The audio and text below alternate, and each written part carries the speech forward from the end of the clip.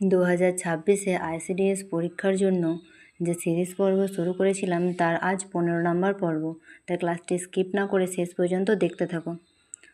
চলো, আজকের ক্লাসের প্রথম প্রশ্ন হলো, পঞ্চশীল নীতি কাদের মধ্যে স্বাক্ষরিত হয়? তো এই প্রশ্নের উত্তর হয়ে যাবে ভারত ও চীনের মধ্যে। 2 নম্বর প্রশ্ন কী আছে? গ্রিনউইচ লাইন কোন দেশের মধ্য দিয়ে গেছে? এই প্রশ্নের উত্তর হয়ে যাবে যুক্তরাষ্ট্র।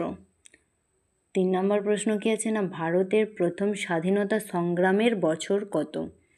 এই প্রশ্নের উত্তর হয়ে যাবে 1857 সালে ভারতের প্রথম স্বাধীনতা সংগ্রাম হয়েছিল। তারপর হচ্ছে পরের প্রশ্ন 4 নম্বর কী আছে? লাল মাটি কোন ফসল চাষের জন্য উপযোগী? এই প্রশ্নের উত্তর হয়ে যাবে কাজু চাষের জন্য উপযোগী। 5 নম্বর প্রশ্ন কী আছে না, বিদ্যুৎ শক্তির একক কী? এই প্রশ্নের উত্তর হয়ে যাবে কিলোওয়াট ঘন্টা। ক্লাসটি যদি তোমাদের ভালো লেগে থাকে অবশ্যই লাইক, কমেন্ট এবং শেয়ার করে দিও। চলো, পরের প্রশ্ন 6 নম্বর কী আছে? সিপাহী বিদ্রোহ 1857 সালে প্রথম কোথায় শুরু হয়? এই প্রশ্নের উত্তর হয়ে যাবে মিরাট। দেখো, আবার এই প্রশ্নটা আবার ঘুরিয়ে আসতে পারে যে সিপাহী বিদ্রোহ কত সালে হয়, তখন হবে 1857 সালে। পরের প্রশ্ন 7 নম্বর কী আছে? ভারতীয় সংবিধানের জন্য কোন অনুচ্ছেদে অর্থ কমিশন গঠনের কথা বলা হয়েছে? এই প্রশ্নের উত্তর হয়ে যাবে 280 নম্বর অনুচ্ছেদে। পরের প্রশ্ন 8 নম্বর কী আছে? ইয়ং বেঙ্গল আন্দোলন এর সঙ্গে কার নাম জড়িত? এই প্রশ্নের উত্তর হয়ে যাবে হেনরি লুই ভিভিয়ান ডিরোজিও।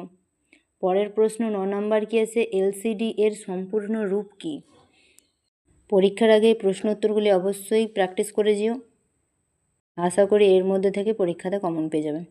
তো এই প্রশ্নের উত্তর কী হয়ে যাবে? Liquid crystal display.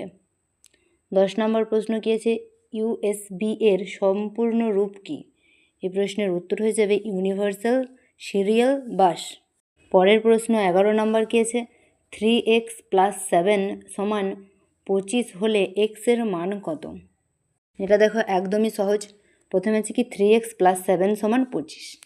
এবারে x এর মান বার করতে দিচ্ছে। এবারে 3x = 25, 7 যেহেতু এদিকে প্লাসে ছিল ওইদিকে যখন চলে যাবে সমানের ওইদিকে তখন কি হবে? মাইনাস। তাহলে 3x = 25 থেকে 7 মাইনাস হলে কত থাকে? 18। 3x আছে, 3 সাথে x এদিকে 3 গুণের আকারে আছে, আবার ওইদিকে যখন যাবে মানে সমানের ওইদিকে তখন হয়ে যাবে ভাজিত। তাহলে 18 ভাজিত 3, তাহলে 18 ভাজিত 3 হলে কত হবে? 18কে 3 দিয়ে ভাগ করলে কত হয়? 6। তাহলে x এর মান কত হবে এখানে? 6। পরের প্রশ্ন 12 নম্বর কী আছে? 5x - 9 = 2x + 12। দেখো এদিকে 5x - 9 = 2x + 12। তাহলে 5xগুলোকে একদিকে করতে হবে।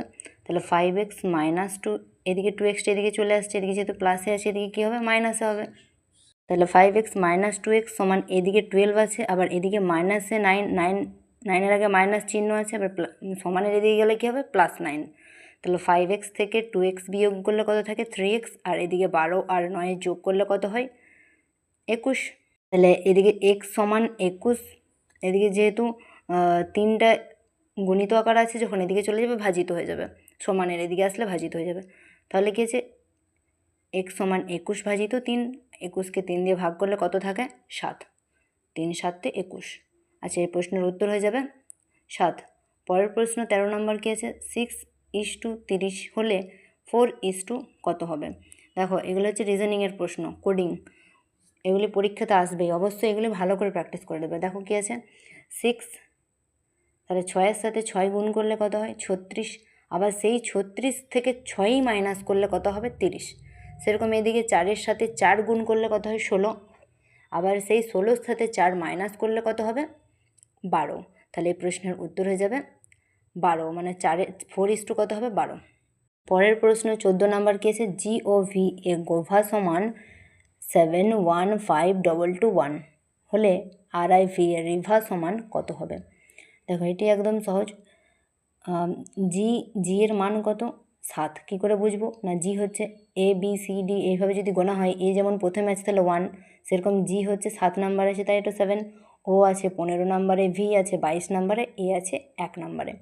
সেরকম আর আছে কত নম্বরে? হাতে গুনে নিতে হবে 18 নম্বরে।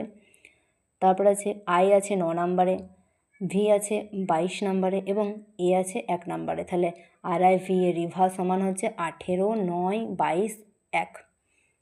আজকের ক্লাসের শেষ এবং 15 নম্বর প্রশ্ন কি আছে, 99:9 হলে 93 কত হবে? দেখো এখানে 99 মানে দুটো 9, তাহলে 9-এর সাথে 9 যদি গুণ করা হয় কত হয়? 9 9 81। আবার সেই 81 মানে 8 আর 1 আছে 1 আছে, তাহলে 8 + 1 সমান কত হচ্ছে? 9। তাহলে 99 সমান 9, এইভাবেই হলো।